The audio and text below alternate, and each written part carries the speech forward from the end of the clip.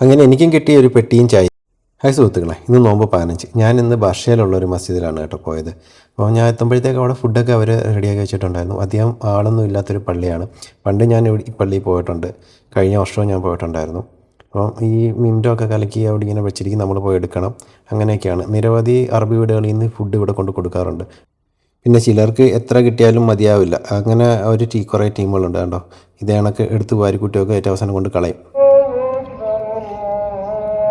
അങ്ങനെ ബാങ്ക് വിളിച്ച് നോമ്പ് തുറയൊക്കെ കഴിഞ്ഞ് വെള്ളമൊക്കെ കുടിച്ച് ബിരിയാണി, നല്ലൊരു മട്ടൻ ബിരിയാണി ആയിരുന്നു കേട്ടോ.